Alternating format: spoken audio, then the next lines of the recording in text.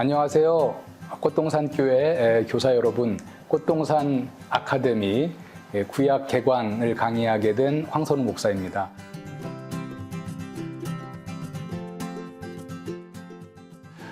오늘부터 12회에 걸쳐서 저희들이 구약 성경에 대해서 함께 배우도록 하겠습니다. 오늘 첫 시간입니다. 제가 잠깐 기도하고 시작하겠습니다.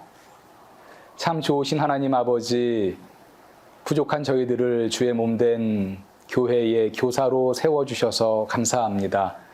이제 오늘부터 12회에 걸쳐서 구약 성경을 함께 공부할 텐데, 이 시간을 통해서 우리가 하나님의 생명의 말씀, 구약의 말씀을 보다 넓고 또 깊게 바르게 잘 이해하고 배워나갈 수 있도록 주님, 이 시간 위에 복 내려 주시옵소서. 이 시간을 통하여 우리가 주님의 쓰심에 더욱더 합당한 교사들로 구비되게 하여 주시옵소서.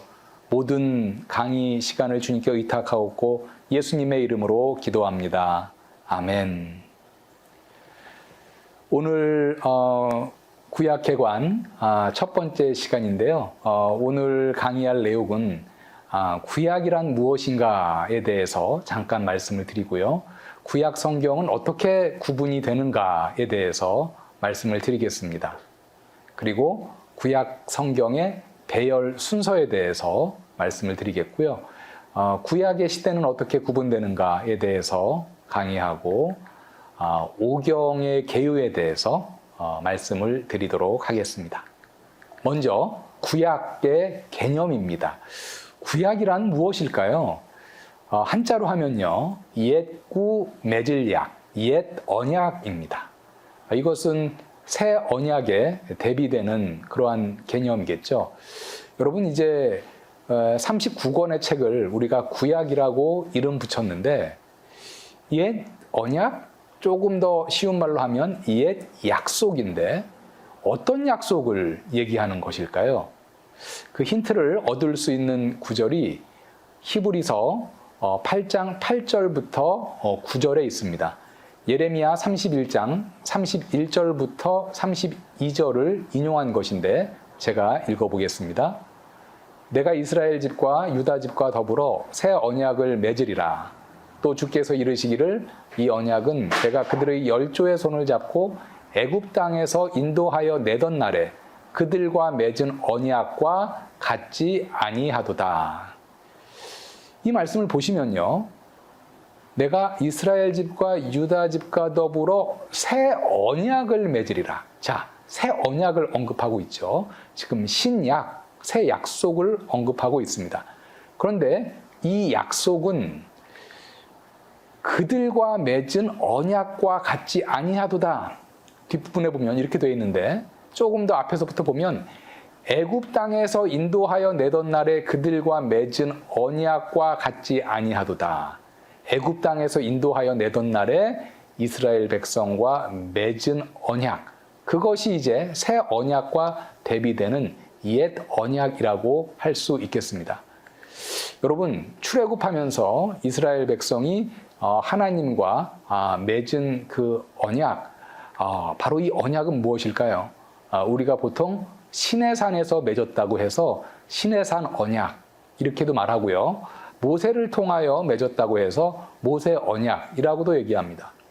그 시내산 언약의 핵심적인 내용이 출애굽기 19장 5절부터 8절에 있습니다.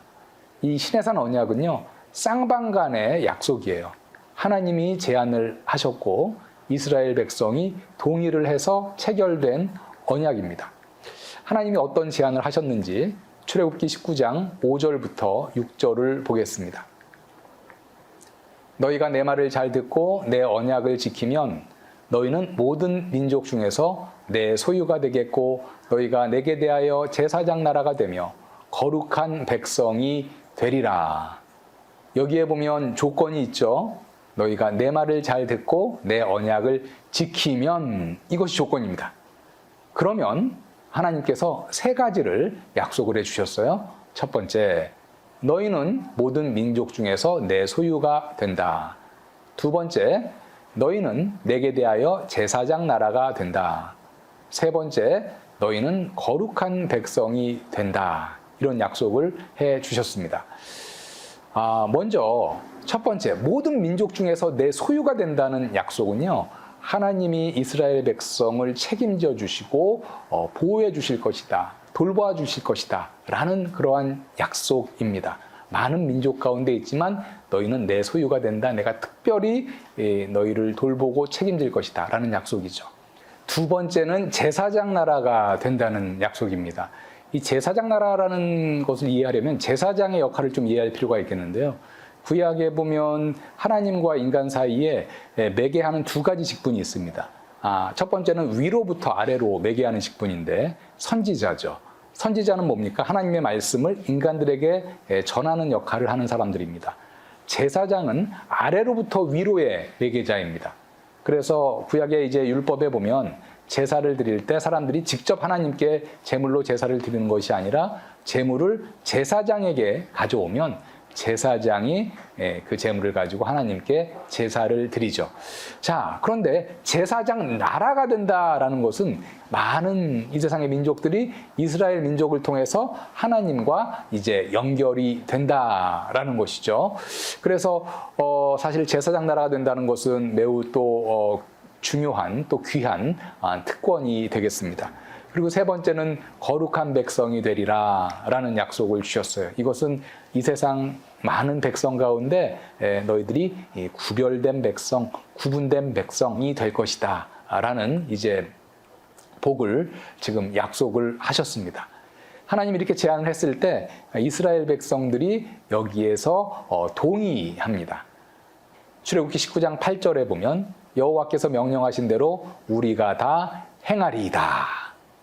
그래서 지금 이스라엘 백성들이 너희가 내 말을 듣고 내 언약을 잘 지키면 하나님이 그렇게 말씀을 하셨는데 그렇게 하겠습니다. 명령하신 대로 다 행할 것입니다. 라고 동의를 한 것이죠.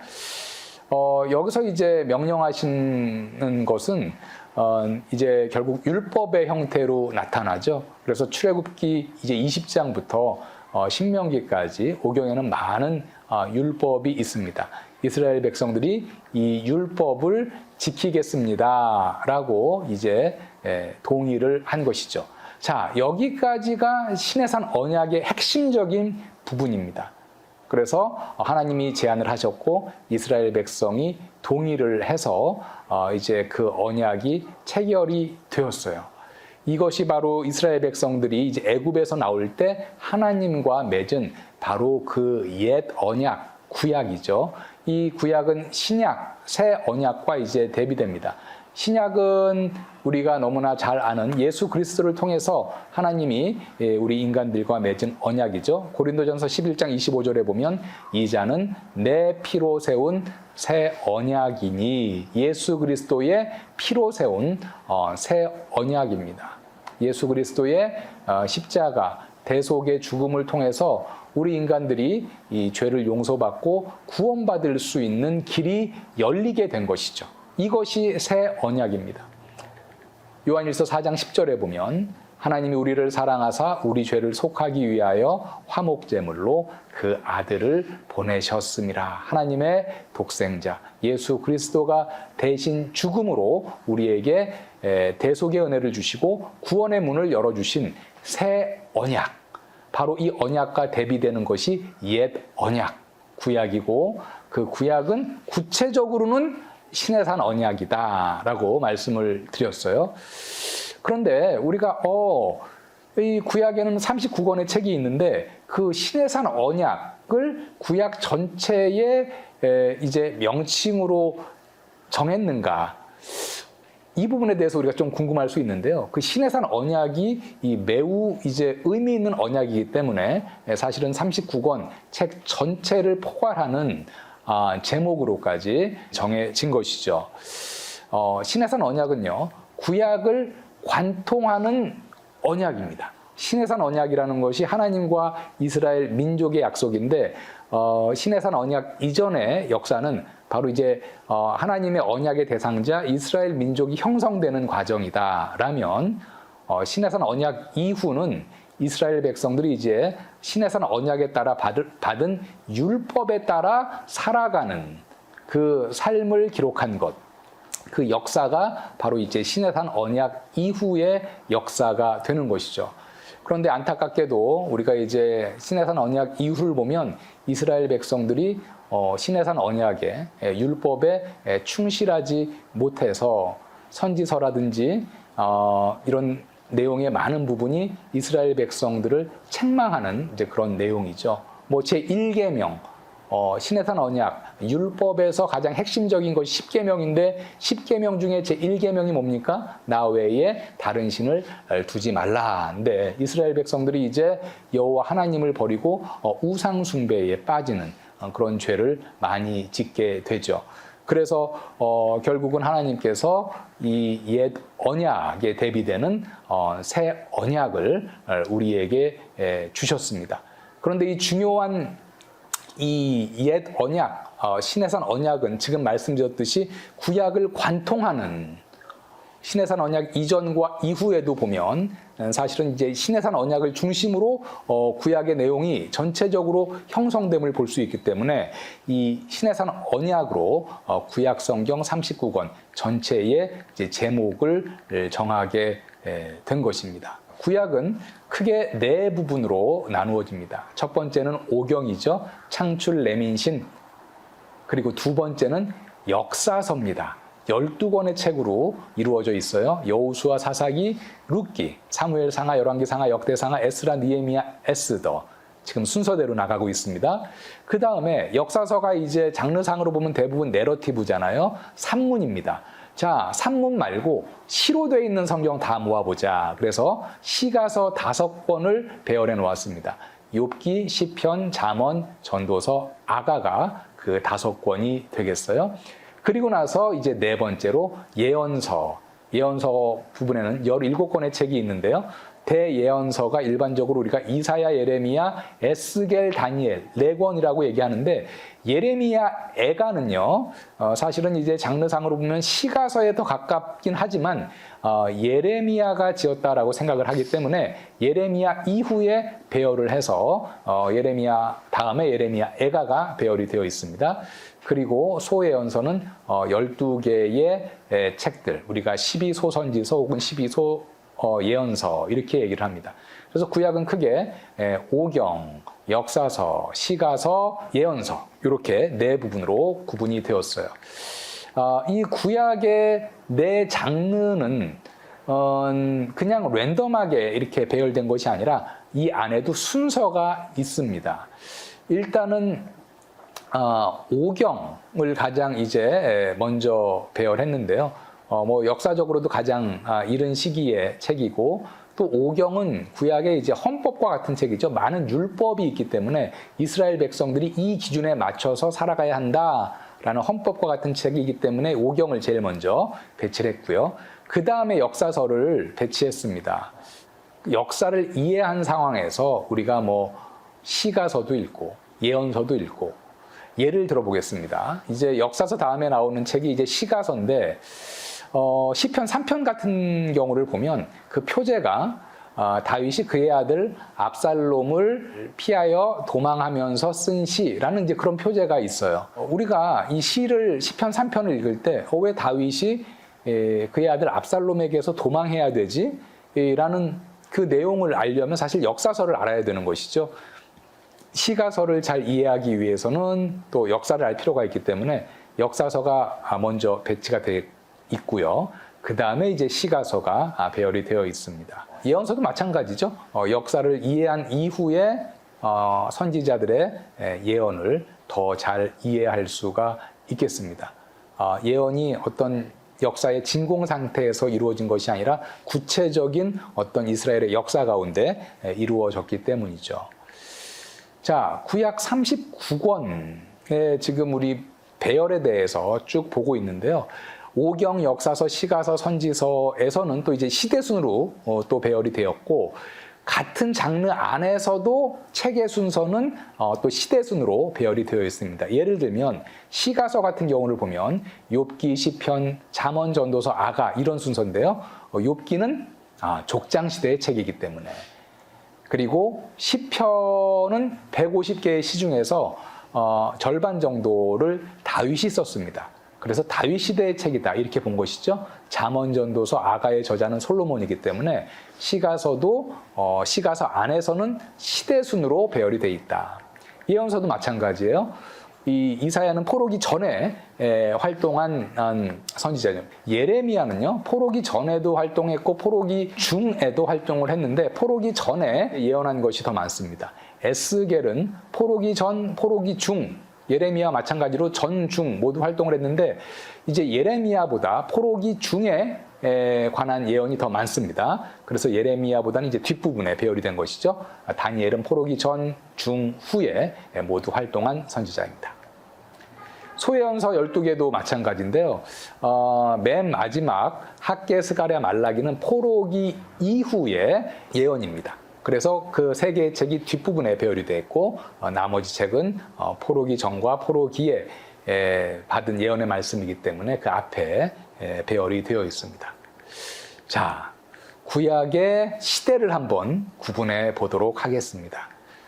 구약은 크게 이제 여러 대표적인 시대로 나눌 수 있는데요. 창세기 1장부터 11장 우리가 원시 역사 혹은 원 역사라고 부릅니다. 그리고 창세기 12장에서 하나님이 아브라함을 부르시죠. 50장까지 족장 시대 아브라함, 이삭, 야곱과 같은 족장들이 등장하죠. 그리고 출애굽기부터 신명기까지 출애굽 시대. 그리고 여호수아부터 룻기는 이제 출애굽을 한 이스라엘 백성들이 가나안을 정복하고 가나안 정복 이후에는 사사시대가 열리죠. 그래서 가나안 정복 사사시대. 사사시대의 끝은 이제 사울이 왕으로 등극하면서 끝이 나죠. 통일왕국시대. 사울, 다윗, 그 다음에 솔로몬까지 이어집니다. 그 다음에 분열왕국시대. 솔로몬 이후에 왕국이 북이스라엘과 남유다로 나누어지죠. 그래서 남유다는 르호보암, 북이스라엘은 여로보암 이렇게 왕으로 분열되어 역사가 전개가 됩니다. 분열왕국 시대가 이제 종결되는 것은 유다의 마지막 왕 시드기야 때 바벨론에게 유다가 멸망함으로죠. 그래서 바벨론에게 멸망하고 나서 그때를 우리가 이제 포로 시대라고 얘기합니다. 그리고 이제 538년 고레스 칙령으로 이스라엘 백성들이 예루살렘에 이제 귀환할 때부터 포로기 이후 바사 시대, 바사는 이제 페르시아죠. 그래서 바사 시대라고 얘기합니다. 자, 오늘 마지막으로 이제 다음 시간부터 볼 오경에 대해서 잠깐 말씀드리면요. 오경의 명칭 펜타티욱, 헬라어로는 펜테, 다섯, 튜코스, 두루마리라는 말이 합쳐진 것이죠. 다섯 두루마리. 창출 레민신이 되겠습니다. 히브리어로는 오경을 토라라고 얘기해요. 이 토라의 의미는 율법, 가르침이라는 의미도 있습니다. 이 오경은요, 주전 15세기에 모세가 하나님의 직접적인 계시와 여러 자료들, 쓰여진 자료, 또 이제 구전 자료 다 포함해서 그러한 자료를 가지고 모세가 집필한 책입니다. 5권의 책으로 구성이 되어 있습니다. 네, 오늘 구약개관 첫 번째 시간이었는데요. 우리가 구약의 개념부터 구약의 구성, 그리고 오경은 무슨 책인가 약간의 개요적인 내용까지 강의를 드렸습니다. 다음 시간에 이제 계속해서 창세기부터 본격적으로 구약 책에 대해서 강의를 하도록 하겠습니다. 감사합니다.